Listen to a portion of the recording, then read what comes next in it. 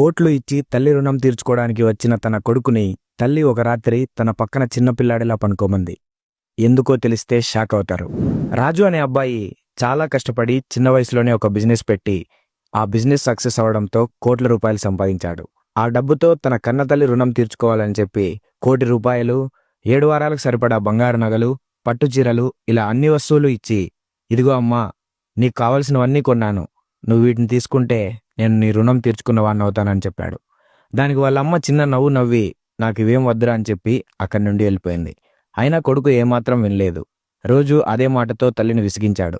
చివరికి అతను పట్టుదల చూడలేక ఆ తల్లి ఒక వింతైన షరతు పెట్టింది. సరే నాయనా, నువ్వు నా రుణం తీర్చుకునేంత పట్టుదలగా ఉన్నావు కాబట్టి నేను అడిగింది చెయ్యి. ఈరోజు మీ నాన్న ఊర్లో ఉండరు కదా, రాత్రికి మన ఇద్దరమే ఉంటాం కాబట్టి నువ్వు చిన్నప్పుడులాగా వచ్చి నా పక్కన పడుకో, నా రుణం తీరిపోతుందంది.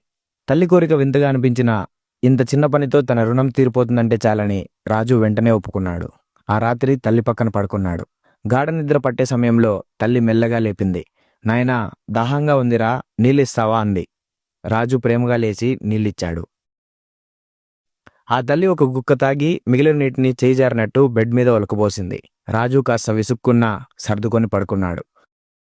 అర్ధరాత్రి దాటాక తల్లి మళ్లీ లేపింది. కన్నా, మళ్లీ దాహం వేస్తుంది అంది. ఈసారి రాజు కోపం వచ్చింది. ఇప్పుడే కదా తాగావంటూ నీళ్లు తెచ్చిచ్చాడు. ఆమె మళ్లీ ఒక గుక్క తాగి మిగిలిన నీటిని బెడ్ మీద పోసేసింది.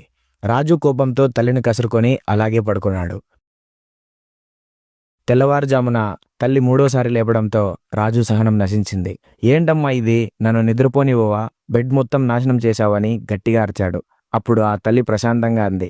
నాయనా, కేవలం నీళ్లతో బెడ్ తడిసినందుకు, ఒక్క రాత్రి నిద్రలేనందుకే నువ్వు ఇంతలా అరుస్తున్నావు. కానీ నువ్వు పసిపిల్లాడిలా ఉన్నప్పుడు రోజు మూత్రంతో బెడ్ మొత్తం తడిపేసేవాడివి. నేనెప్పుడూ చిరాకు పడలేదు. నువ్వు తడిపిన చోటు నేను పడుకొని నిన్ను పొడిగా ఉన్న చోట పడుకోబెట్టి లాలి పాడేదాన్ని. అలా కొన్ని సంవత్సరాలు చేశాను. ఆ ప్రేమను, ఆ త్యాగాన్ని ఈ డబ్బుతో, నగలతో ఎలా తీరుస్తావు నాయనా అంది. ఆ మాటలతో రాజు గుండెల్లో బాణాలు గుచ్చుకున్నాయి. తన తప్పు తెలుసుకొని తల్లి పాదాల మీద పడి వెక్కి వెక్కి ఏడ్చాడు. క్షమించమ్మా, తల్లి రుణం తీర్చడం ఈ సృష్టిలో అసాధ్యమని తెలిసిందని వేడుకున్నాడు. ఫ్రెండ్స్, అమ్మ అంటే ఆ దేవుడు మనకిచ్చిన వరం. ఆమె ప్రేమకు మనం వెలకట్టలేం. ఆమె త్యాగానికి రుణం తీర్చలేం. మనం చేయాల్సిందల్లా ఆమెను కంటికి రెప్పలా చూసుకోవడమే. ఈ స్టోరీ వింటున్నప్పుడు ఒక్క క్షణమైనా మీకు మీ అమ్మ గుర్తొచ్చి ఉంటే, ఆమె త్యాగం గుర్తొచ్చి ఉంటే దయచేసి కామెంట్స్లో ఒక్కసారి లవ్ యూ మామ్ అని కామెంట్ చేయండి. ఈ కథ మీ మనసును తాకితే ఈ వీడియోని తప్పకుండా లైక్ చేసి మీ ఫ్యామిలీ అండ్ ఫ్రెండ్స్ కూడా షేర్ చేయండి. Thank you so much.